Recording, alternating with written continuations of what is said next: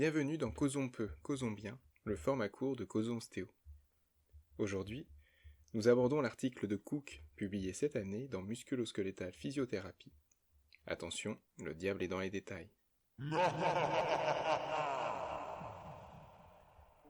Celui-ci répond aux attaques qui émaillent le monde de la thérapie manuelle, et donc de l'ostéopathie, depuis quelques décennies. Procédons en deux temps. Détaillons tout d'abord les 8 points mis en avant par Cook. Ensuite, il sera possible de discuter ses arguments. Diabolisation numéro 1. La thérapie manuelle n'a pas un seul effet spécifique. Il faut entendre par là que tout a à voir avec le contexte et rien avec l'intervention.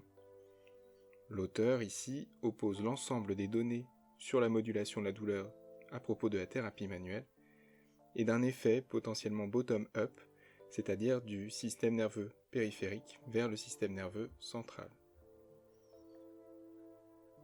Diabolisation numéro 2. La thérapie manuelle diminue l'auto-efficacité du patient et le rend dépendant. Il n'existe pas actuellement de données dans la littérature scientifique pour supporter cet argument de dépendance. Quant à la question de l'auto-efficacité, Cook avance la possibilité d'un lien inverse et que les patients avec une faible auto-efficacité seraient plus enclins à chercher des solutions passives de traitement. Diabolisation numéro 3. La thérapie manuelle est dans le changement à court terme. Cook reconnaît cet aspect et insiste davantage sur la capacité d'adaptation à la douleur du patient. Mieux, il avance l'aspect pronostic de voir un changement rapide à la suite du traitement. En somme, plus un patient voit ses symptômes diminuer post-séance, plus le pronostic est bon. Diabolisation numéro 4. La thérapie manuelle se base sur des philosophies datées pour supporter les théories d'un gourou. Cook admet que cet argument est partiellement vrai et revient sur un certain nombre de ces théories. Il met en avant que ce cadre dogmatique empêche toute adaptation aux données récentes de la littérature et que quelque part, elle est en perte de vitesse par rapport à un cadre plus général de la thérapie qui s'homogénise par rapport à ces mêmes données scientifiques. Diabolisation numéro 5. Les thérapeutes manuels ont peu de compétences en communication, réassurance et en empathie.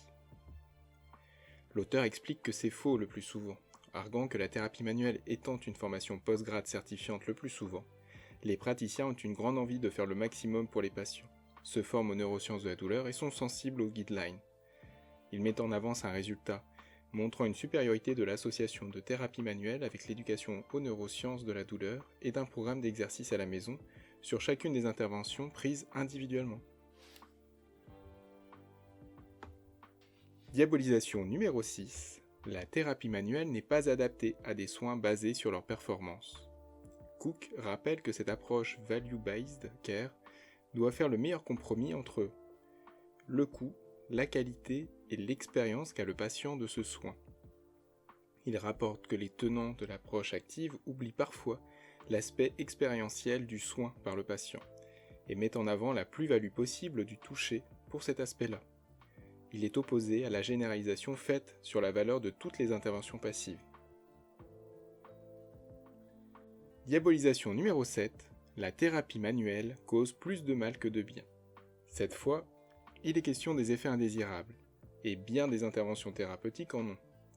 Pour la thérapie manuelle, la plupart du temps, ils sont mineurs, courbatures, augmentation transitoire de la douleur, raideur et fatigue. Mais il est à noter à une fréquence plus faible certains effets indésirables graves neurologiques et ou vasculaires. Et que cette fréquence est encore à préciser car la fourchette actuellement est large, de 1 pour 2 millions de manipulations à 13 pour 10 000 patients manipulés. Diabolisation numéro 8. Il n'est pas possible de mettre en évidence un profil de patient pour qui la thérapie manuelle est pertinente, donc cette technique n'est pas nécessaire. Il s'agit de dire que, n'ayant pas mis en évidence un profil spécifique, cela veut dire qu'en soi la technique n'est pas applicable correctement. Cook met en évidence que c'est le cas dans beaucoup d'interventions médicales, chirurgie, injection, certains types d'exercices, où le profil de patient le plus concerné n'est pas encore mis en évidence. Il se repose sur la théorie des mécanismes partagés. Si aucune intervention ne semble meilleure ou plus spécifique qu'une autre, pour un groupe de patients donné, c'est que toutes ces interventions ont la même modalité d'action. Revenons un instant sur ces différents points. La question de l'effet spécifique est à discuter. Est-ce que ces effets de modulation sont spécifiques à la thérapie manuelle ou non? Est-il évident de distinguer un effet spécifique si celui-ci est faible? Il semble difficile de trancher dans la mesure où le travail de la PHP a montré qu'il existe un sous-groupe de patients hyper répondants à l'ostéopathie par exemple. Il y a probablement des cas de figure où l'approche manuelle peut être intéressante, comme d'autres où elle peut être une perte de temps pour le patient. En fait, il faut voir que la thérapie manuelle, comme l'ostéopathie, ne s'emploie pas seule et qu'elle intervient dans un cadre plus fourni, conversation, conseils, entretien motivationnel, etc. Il y a donc une part importante d'effets non spécifiques associés, selon la manière dont le thérapeute mène sa consultation, à un discours qui peut être potentiellement positif ou négatif, et renforcer ou non l'auto-efficacité du patient. De même qu'une modification à court terme, si elle permet une reprise de l'activité physique et du quotidien rapidement, sera bénéfique à plus long terme. Celle-ci sera non spécifique à l'intervention, mais elle peut être vue comme une chaîne de conséquences dont le résultat est intéressant pour le patient. De même qu'il semble important de garder en tête que beaucoup d'interventions aujourd'hui jugées supérieures n'ont pas toutes fait l'objet d'une comparaison contre placebo, comme la thérapie manuelle. Un dernier point, c'est celui de la philosophie datée. Il semble qu'il faille se poser la question de la manière dont nous abordons les ouvrages des origines de notre discipline. Il faut les soumettre à un examen critique sans idolâtrie. Plusieurs ouvrages récents ont fait un pas dans ce sens, s'intéressant à d'autres figures féminines par exemple, mais aussi en réanalysant le parcours de certains ostéopathes à la lumière de documents historiques, revisitant dès lors la vision que l'on pouvait avoir d'eux. Il est possible d'en garder des principes généraux cohérents avec les données actuelles, tout en se séparant d'une vision qui s'appuyait sur les connaissances de l'époque.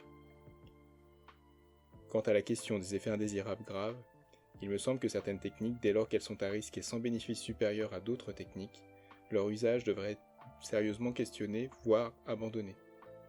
De plus, cette question renvoie au diagnostic d'opportunité et à l'importance d'une formation des praticiens plus importante au triage des patients. Enfin, je vous conseillerais de lire les réponses à cet article par Adam Minkins ou Edzard Ernst, qui ont des arguments intéressants sur le sujet puisqu'ils sont visés par ce travail de Cook. De mon point de vue, certains points d'argumentation de Cook s'apparentent à des figures rhétoriques fallacieuses et ne servent pas à son discours, bien au contraire. Mais le but de créer la discussion est en revanche atteint.